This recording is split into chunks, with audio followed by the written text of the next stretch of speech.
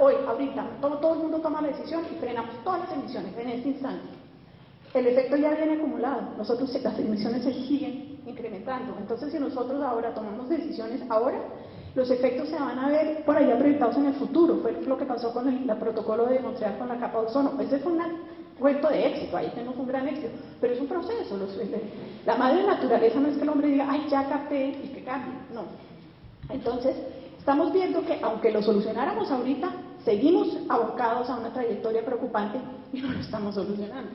Entonces, ¿qué puede pasar? Un incremento del nivel del mar de hasta 1 metro. Piensen en países como Bangladesh, en la cual más del 30% del país está a menos de 1 metro. Piensen en los pequeños estados islas. Piensen en países como Colombia. Cambios en la distribución de precipitación, ahorita después vamos a hablar un poquitico más de eso cuando miremos el tema de adaptación. Incremento en eventos extremos. Como dice la OMM, la Organización Meteorológica Mundial, nuevos récords de eventos extremos ocurren todos los años en algún lugar del planeta, pero en años recientes el número de estos extremos ha estado incrementando. Ustedes que son periodistas y siguen estos temas saben mejor que yo que todos los días es un desastre nuevo. ¿Cuáles son estos gases de efecto invernadero? Acá de verdad no quiero entrar mucho porque me interesa mucho más contarles de las fuentes que de los gases, pero simplemente para que entiendan la lógica. Ustedes van a oír a veces del potencial de calentamiento global, otra sigla, GWP, en inglés es Global Warming Potential. Eso es que agarraron y dijeron, bueno, el dióxido de carbono asume un valor de 1, o sea, una molécula tiene un valor de 1. Y vamos a mirar, para tener un referente, cuánto otros gases pueden calentar, tener ese efecto de incrementar el efecto invernadero. Entonces, el metano, por ejemplo, tiene un potencial de 23, otros tienen de 3100, de 300, y hay gases industriales que pueden tener un potencial de calentamiento de 200, de 20.000 partes más que una molécula de dióxido de carbono. Entonces, esos han sido los proyectos del Mecanismo de Desarrollo Limpio, que por ejemplo han tenido mucho furor en China, porque en China, si usted tiene un proceso industrial que genera emisiones de estos gases, hace una reconversión y reduce las emisiones pues, de una manera absolutamente drástica, porque estamos hablando de gases que tienen un potencial de calentamiento de 20.000, mientras que el dióxido de carbono tiene de 1. ¿Sí? Entonces, para decirles que hay una canasta muy amplia de gases de efecto invernadero. Entonces, esto era simplemente para una primera, digamos, como un brochazo muy rápido, y te pido perdón porque sé que es rápido, pero hemos aprendido qué es el IPCC, hemos aprendido que hay escenarios, hemos aprendido que los escenarios nos dan diferentes razones o motivos de preocupación, y también hemos aprendido que depende de cómo avancen las negociaciones y la decisión colectiva de la humanidad de enfrentar la reducción de emisiones, vamos a vernos abocados a diferentes incrementos de temperatura que van a tener diferentes impactos. Entonces, es simplemente para que tuvieran como un poquito esa mecánica básica. Quiero entonces empezar a hablar un poquito de las consideraciones sobre mitigación. En mitigación hay cosas importantes, hay las fuentes, o sea, de dónde salen los gases, y el otro concepto importante son los sumideros. Por ejemplo, los océanos, por así ponerlo coloquialmente, se chupan gases como puede ser el metano y el dióxido de carbono, entonces son sumideros. En inglés, si ven la palabra, se llaman sinks. Entonces, los sumideros es donde se absorben estos gases. Y como digo, eso es un proceso normal, porque toda la vida ha ocurrido, y eso es parte de la regulación de los servicios ecosistémicos del planeta. Uno de ellos es la regulación de estos gases a través de estos sumideros. Entonces, miremos, hay dos fuentes principales, pero vamos a mirar ahorita el presupuesto global de carbono.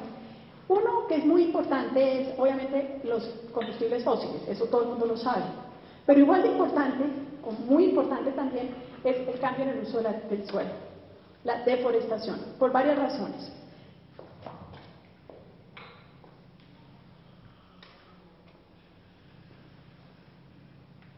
Okay.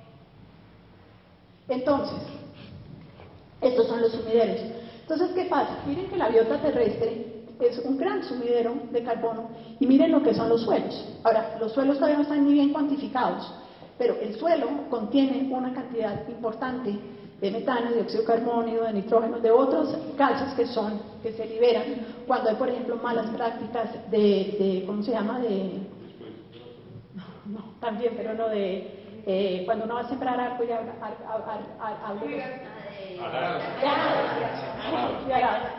entonces, la deforestación, los árboles, como todo ser o cuerpo vivo contiene carbono. Entonces uno tala los árboles y libera carbono. Ara el suelo mal, con malas prácticas, libera carbono, está liberando gases de efecto invernadero. Arroz, donde algo se está, lo estoy poniendo en términos no técnicos, no sencillo, pero donde algo se está como, entre comillas, pudriendo, donde esos procesos, como puede ser un arroz cuando se maneja con campos, está permanentemente inundado, produce grandes cantidades de metano. Metano, recuerden, tienen un potencial de calentamiento de 23. Entonces, todo lo que nosotros hacemos, aparte de manejar el carro, produce emisiones. Entonces, cuando nosotros estamos hablando de una sociedad baja en emisiones, tenemos que mirar todos los sectores. Y esa es una cosa maravillosa del cambio climático, yo diría que lo único. Los que trabajamos en medio ambiente llevamos hablando de este tema, el desarrollo sostenible, hace más de 20 años sin lograrlo. El cambio climático nos está obligando a mirar el desarrollo de una manera diferente. Lo vemos ahorita, lo vemos con los discursos del presidente Santos, lo vemos con las respuestas a la ola invernal. El cambio climático está obligando a mirar el desarrollo desde una óptica muchísimo más a largo plazo y sobre todo multidisciplinaria y multisectorial. Y es por eso, porque estamos mirando que hay unos enormes sumideros y los tenemos que abordar todos. El tema de los océanos es súper preocupante y si hay una gotica de tiempo al final les cuento de esto porque esto realmente es angustioso. Entonces acá tenemos petróleo, gas, carbón, a los que estamos acostumbrados a hablar. Acá estos son sumideros, entonces claro, lo que pasa es que cuando sacamos el petróleo y lo usamos, liberamos esos gases. Cuando deforestamos, cuando aramos mal, cuando tenemos malas prácticas de arroz o de otros cultivos, también estamos liberando eso que está en los sumideros. Entonces, miremos, el presupuesto global de carbono trata de mirar todo eso en su totalidad, porque no podemos mirar solamente una fuente o un sumidero.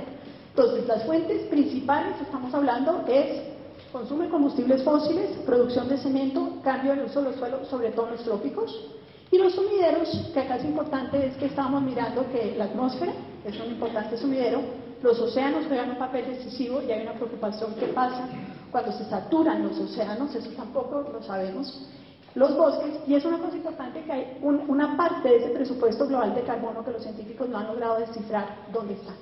Debería haber aún más y muchos de los estudios muestran que hay un vacío, hay una incertidumbre acerca del presupuesto total del carbono. ¿Por qué les quería mencionar esto? Porque uno de los temas que vamos a ver ahorita cuando hablemos de adaptación es la dificultad de hacer los modelos globales. Los modelos de circulación global, y los hacen los mejores científicos con los supercomputadores del mundo, son muy contradictorios, y ustedes van a ver ahorita cuando hablemos del Amazonas. Por ejemplo, en el África subsahariana, en todo lo que se llama el Sahel, donde está Chad, Niger, etc., ahí hay ciertos estudios que muestran que va a haber un incremento en precipitación y otros que muestran que se van a tener que realocar a esa gente porque no va a haber posibilidad de vida ahí. ¿Por qué? Porque la contingencia intertropical es tan complicada y los modelos son tan difíciles y hay tanta incertidumbre que es imposible predecir. Entonces estamos obligados a tomar decisiones con un grado alto de incertidumbre, que ha sido una de las razones por las cuales también es muy difícil abordar el tema del cambio climático. ¿Cómo hace? ¿Cómo puede, qué tipo de información o de orientación puede darle la comunidad científica a los tomadores de decisión frente a ese tipo de incertidumbres? El cambio climático realmente es un desafío para la organización que el ser humano ha establecido sobre la Tierra. El informe Stern, que fue un informe patrocinado por el Reino Unido, fue un informe muy importante porque fue uno de los primeros informes que trató de traducir toda esa ciencia para tomadores de decisión. Y el informe Stern trató de cuantificar el costo del cambio climático y el costo de la adaptación. Entonces, este informe Stern lo que dice ahí sugiere que las reducciones más económicas de emisiones se podrían lograr mediante reducciones de las tasas de deforestación.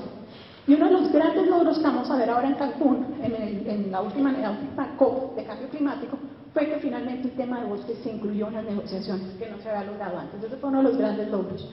Pero entonces es muy importante porque, por ejemplo, Perú, el 48% de su inventario de emisiones corresponde a deforestación. Hay países que es así de alto. En Uruguay vamos a ver otra situación porque tienen altísima ganadería, entonces ellos tienen un alto presupuesto de metano porque el proceso digestivo de las vacas genera unas altísimas cantidades de metano. Entonces cada país va a tener que mirar unas estrategias de reducción de emisiones particulares. Lo importante es que para ellos con vocación forestal como Colombia, este va a ser un elemento muy importante. 10 minutos, ok, Dios santo, tengo que hablar muy rápido. Entonces, potencial de mitigación en diferentes manejos sumideros. Restauración de humedales, estamos hablando, y acá es donde vamos a ver también Canagana. Una de las maneras de regular el ciclo hidrobiológico sería tratar de regular y volver a restaurar los humedales. Es uno de los muchos temas que se están sobre la mesa hoy para Colombia, pues resulta que esto también nos ayuda a reducir emisiones. Entonces, por eso una de las lemas más importantes yo diría es que la mitigación y la adaptación no se pueden ver de manera separada. Una estrategia inteligente a nivel de país de mitigación y adaptación debe mirar los dos de una manera muchísimo más holística. Restauración de áreas degradadas, agroforestal, ¿por qué? Porque uno, si tala, libera carbono, pero si siembra, también es una absorbe. Y hay toda una discusión de si los bosques, si un árbol, claro, un árbol en crecimiento absorbe carbono, entonces cuál es el valor de los bosques de antiguos, de los bosques primarios. No vamos a entrar en eso, pero es toda para que sepan pues que ese debate existe. Manejo de tierras de pastoreo, eso es bien importante, porque también si uno, bueno, no vamos a entrar en temas agrícolas, pero en todo caso eso es bien importante, manejo de arrozales, manejo de otros cultivos. Entonces hay muchas maneras de enfrentar el tema de la reducción de emisiones, no solamente reducir el uso de combustibles fósiles. Eso era lo que más, digamos, eso era el mensaje que les quería decir, que entendieran qué es un sumidero, cuáles son las fuentes, cuáles son los sumideros, de qué estamos hablando cuando hablamos de un presupuesto global de gases de efecto invernadero. Entendemos que hay diferentes gases que tienen diferente potencial, pero eso también nos ayuda a entender cuando en otro, aquí no vamos a hablar, pero lo que es el mercado de carbono, los proyectos de carbono, la venta de reducción, certificados de reducción de emisiones, todo eso tiene que ver con esto. Entonces pasamos a la otra cara de la moneda, que es adaptación.